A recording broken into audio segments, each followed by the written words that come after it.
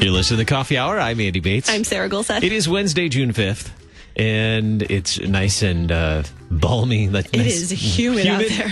Here in Holy St. moly. Louis. But it's also warm because people are excited in St. Louis. It's true. What are they excited about? The blues. The blues. Hey, we're both wearing blue today.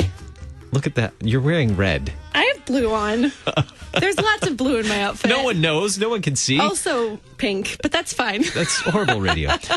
So excited because we have two great topics. The season of Pentecost, well, the Festival of Pentecost coming up On this Sunday. So coming up in the second half, we get to talk with Pastor Peter Ill about what is Pentecost and what happens in this Festival of Pentecost, all that good stuff.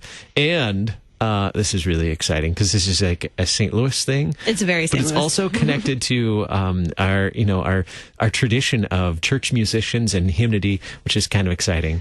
I know. I'm like nerding out over here. It's fine. I'm so excited. Today we get to talk with the organist for the St. Louis Blues, which is outstanding. I'm really thrilled to share that. Thanks to Concordia University, Wisconsin for supporting the Coffee Hour. You can find out more about Concordia University, Wisconsin at cuw.edu. Joining us by phone this morning, Jeremy Boyer, Director of Sacred Music and Liturgy at St. Francis of Assisi Parish in St. Louis, Missouri, Oakville, right down the road here. Which I had to ask where that was. And also organist for the St. Louis Blues. This guy is busy and graciously accepted our invitation to come on this morning because it is a busy time, busy season. Jeremy, thanks so much for being our guest on the Coffee Hour this morning. It's my pleasure. So how did you begin playing organ? Tell us the story of how Jeremy Boyer started organ. My mom had played whenever she was younger, and I guess my grandparents had an organ at their house and wanted to give it to my mom to use. As I was in band and choir at school, I learned how to read music, of course, and we had the organ at the house, and I enjoyed the music at church every Sunday, and I wanted to try to do some of those things on the organ at the house, and so I used what I learned from band and choir in school and started applying it to the organ at the house, and I just kind of fell in love with it. What's your favorite part about playing the organ? That's not necessarily an instrument that's very popular among young kids or youth. But what's your favorite part about playing such an impressive instrument? I think what they call it God's instrument or the King of Instruments because it's able to convey such a wide range of emotions. You could do everything from just a simple flute stop, almost like the whisper of God, talking to you before the service, or something as full as a mighty orchestra, blaring out a nice joyful hallelujah. So there's so many things you could do with the organ. It's always a very fun instrument to play. If you play a saxophone, it's always going to sound like a sax. If you play a piano, it's always going to sound like a piano. But an organ, you do so many things with. So take us from how the young Jeremy Boyer playing organ, learning to play organ at home, ends up playing organ at the Enterprise Center. Well, it's a bit of a journey. I started playing, I think, for masses when I was like 12 years old or 13, and played up through college. And I really didn't take formal lessons until I got to college. Then I began playing I went to Mineral Area College and got my music, basics out of the way there, and then transferred to Southeast Missouri State and really got serious about it. I started playing for SEMO, baseball and basketball, and playing organ and keyboards. And, I did that for a long time. And then eventually the Memphis Redbirds had called me and asked if I'd be interested in their position. I was like, yeah, that'd be great. So I drive down from Cape to Memphis and start playing in Memphis. And I had some stuff on YouTube, and I was studying with Ernie Hayes, the former Blues and Cardinals organist, for a long time. And the Blues called me and said they'd seen some stuff, and they're interested in me coming up to talk about their position. And I kind of just went from there. And the rest is history. Yeah. Now, little bit of trivia. I think this is kind of exciting because now I feel honored to be somewhat connected to a famous person, a famous organist.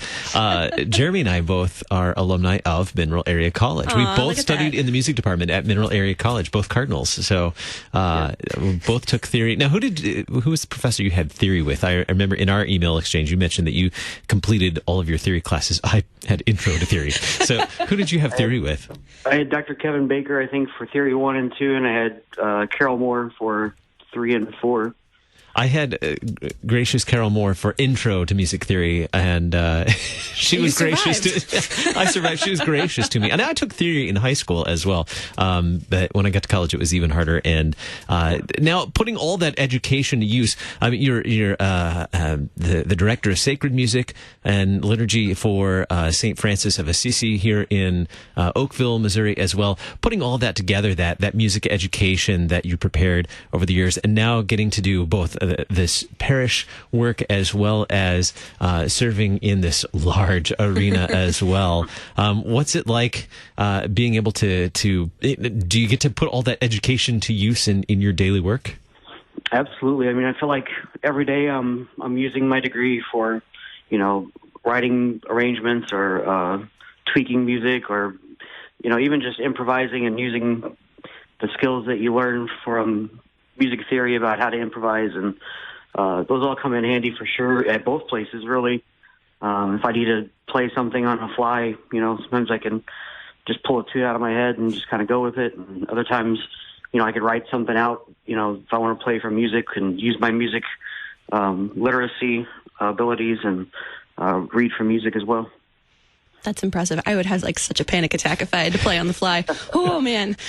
So the organ at the Enterprise Center is a bit of a really cool thing. My brother was really jealous. He's a big hockey fan, and I was like, "We're going to talk with the blues organist," and he's like, "They have a real organ."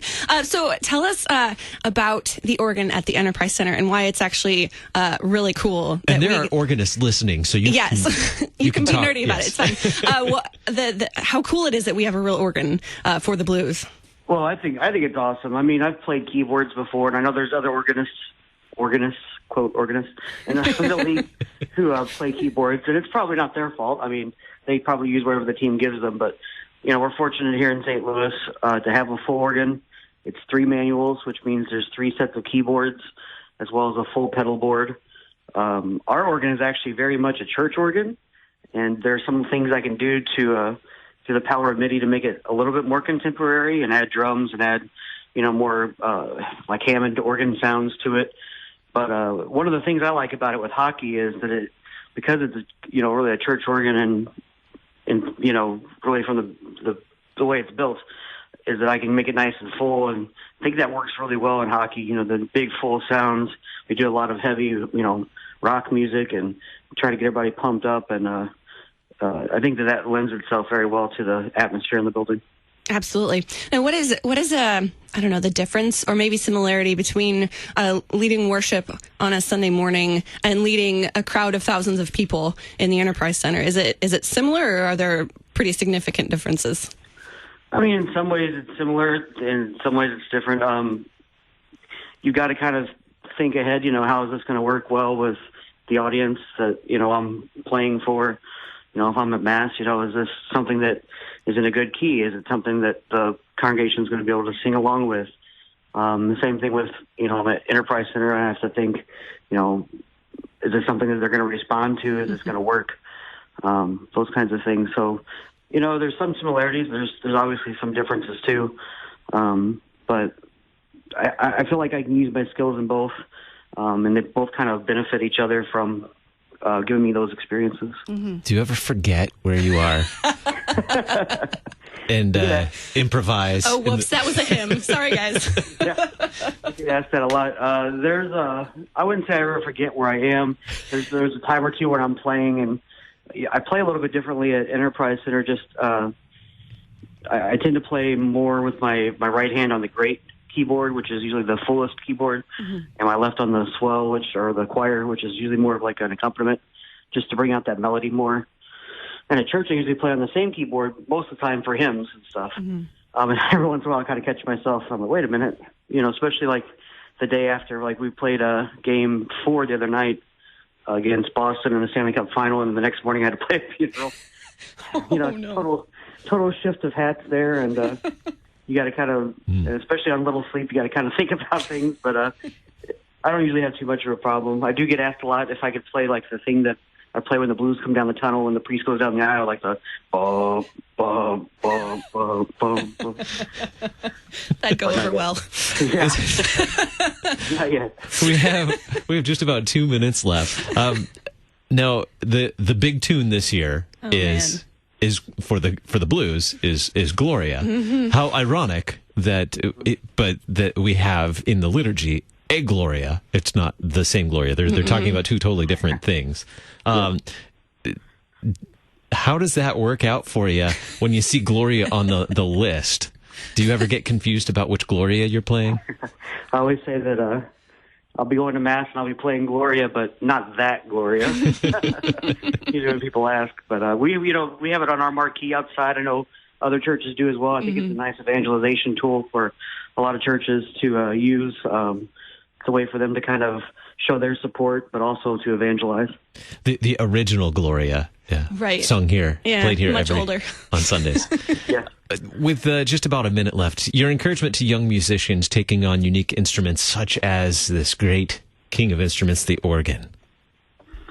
I feel like I try to give kids every opportunity to just sit on the bench, to check it out, to see what it does. Anytime I'm at Enterprise Center or even a church, but a lot of kids will come by and like, oh, that's so cool. At Enterprise Center, I'm like, come up, sit up on the bench, come up here and touch the keys, feel it out. Because, I mean, who knows, that's the one spark they might need to go, man, this is awesome. I really want to do this. And I hope that, that catches on, because it is really a joy to be able to play the instrument. And I think that a lot of kids would, maybe they not had thought about it before, but maybe that's the spark they need, and maybe a lifelong hobby or passion. Jeremy Boyer, Director of Sacred Music and Liturgy at St. Francis of Assisi Parish in Oakville, Missouri, and organist for the St. Louis Blues. Thank you so much for being our guest on the Coffee Hour today. Thank you. Coming up in just a little bit, we had the chance to record with Pastor Peter Ill yesterday about the upcoming festival of Pentecost right around the corner. When you get the three of us in the studio, it gets a little nuts. A little nerdy, too, as we and nerdy, yeah. We're excited about the church here, so stick around for that. You're listening to the Coffee Hour. I'm Andy Bates. I'm Sarah Golseth.